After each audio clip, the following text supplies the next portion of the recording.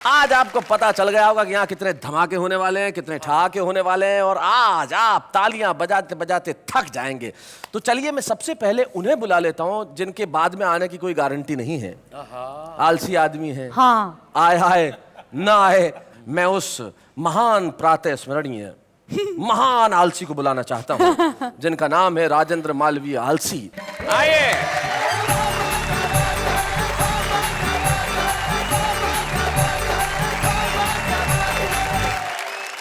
सभी को प्रणाम करता हूं। जी, जेब में हाथ डाल के।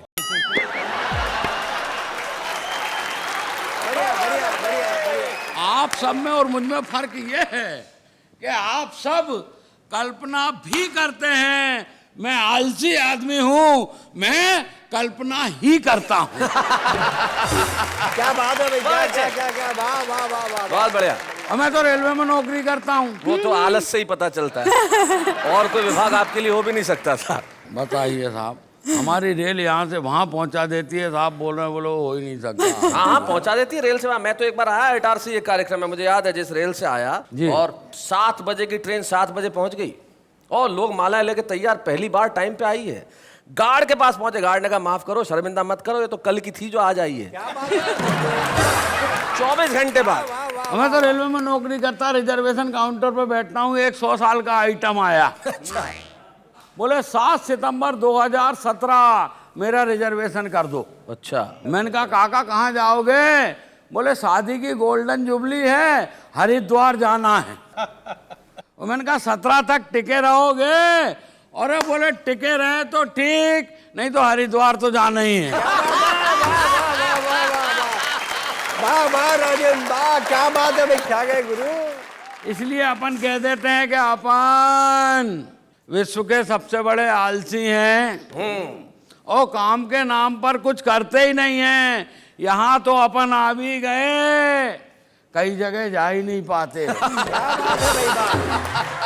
बहुत अच्छे। अभी क्या हुआ शैलेश जी, हमारे गांव में अंतरराष्ट्रीय आलसी अधिवेशन हुआ था। अच्छा। तो दुनिया भर के आलसियों ने उसमें भाग लिया, अपन गए ही नहीं। वाह राजेंद्र वाह। तो भाई साहब किसी ने शिकवा किया ना गिला, पहला पुरस्कार अपने को ही मिला। समिति ने सोच समझ के निर्णय लिया, पुरस्कार घर ही पहुंचा दिया। तो जो लोग हमें पुरस्कार देने आए वो हमसे बोले कि साहब आप आलसियों पर कुछ बोले। अच्छा। अपन ने पूरी ताकत लगाकर अपने होंठ खोले और बड़ी मुश्किल से ये बोले, भाड़ में जाए यार कौन बोले।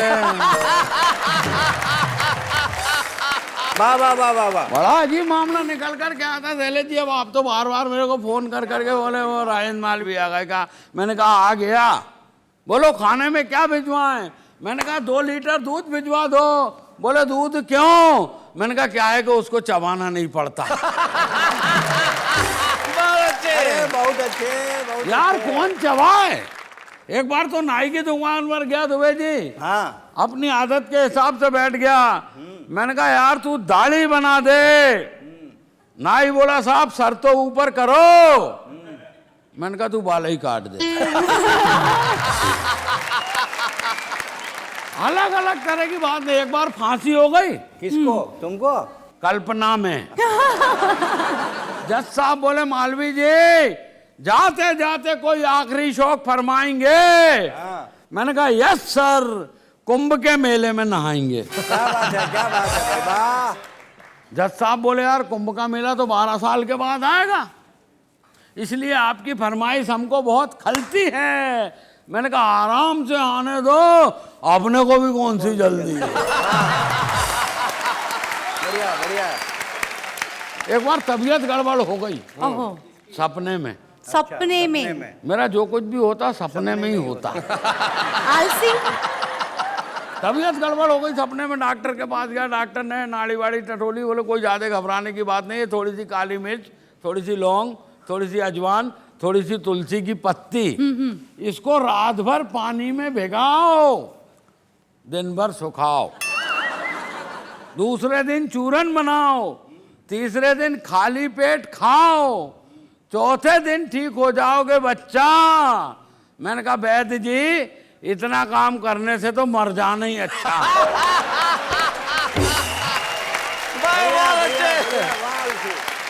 नेता लोग आते बोले हमको वोट दो, हमको वोट दो, हमको वोट दो। हमारी माँ ने कहा तुम्हें क्या वोट दें, एक बार वोट दो तो तुम 5 साल के बाद आते हो। नेता बोला ऐसी क्या बात है माता जी, आजकल तो हम हर साल आते हैं। बोले इधर सरकार गिरी और हम हाजिर। कोई समस्या हो तो बताओ। हमारे माँ ने कहा कोई समस्या नहीं है, मेरा बेटा है आलसी है, पेड़ पे चढ़ा है नीचे नहीं उतर रहा है, उसको उतार के ले जाओ। आओ शैलेश जी मेरे पास आए, बोले तू नीचे उतर। मैंने कहा मैं नीचे क्यों उतरूं, मैं तो आलसी हूं। बोले जब तू आलसी है तो तू पेड़ पे चढ़ा कैसे? मैंने कहा मैं पेड़ पे कहाँ चढ़ा था, मैं तो जमीन पे पड़ा था और मुझे क्या मालूम के नीचे एक बीज गड़ा था।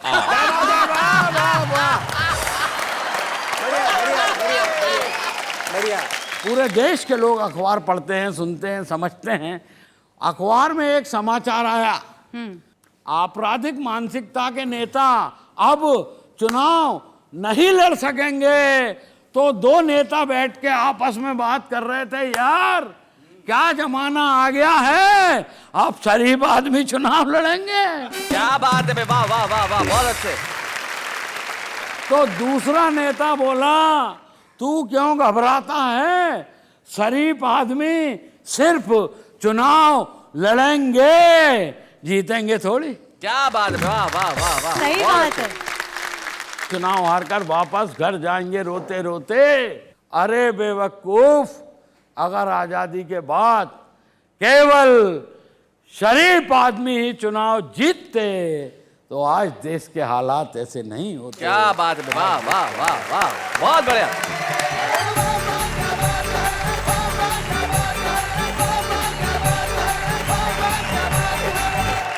भाई बहुत अच्छे राजन जी, कमाल कर दिया आपने। और सबसे बड़ा तो आपको बहुत बहुत धन्यवाद कि आप वापस भी लौटे, वरना आपका क्या भरोसा, आप यहीं बैठ सकते थे, अपन जाते ही नहीं। आप बात कर रहे थे कि शरीफ आदमी इलेक्शन लड़ते तो देश के हालात ऐसे नहीं होते जी। तब मुझे एक कवि हैं तेज नारायण बेचैन, उनकी 4 पंक्तियां याद आ रही थी। वो कहते हैं कि मंच जब से अर्थदायक हो गए, अर्थदायक यानी जहां पैसा मिलता है, कि मंच जब से अर्थदायक हो गए हैं, तोतले भी गीत गायक हो गए हैं, और राजनैतिक मूल्य कुछ इस कदर गिरे कि जेब कतरे भी विधायक हो गए। क्या बात है शैलेश जी, वाह वाह। लेकिन आपने जो हमारे बीच में और उदासी के बीच में जो दीवार है उसे गिराया और इस कदर हंसाया कि आपके लिए सिर्फ एक ही बात के वाह वाह क्या बात है। कॉमेडी के वीडियोस देखने के लिए हमारे चैनल को लाइक और सब्सक्राइब करें।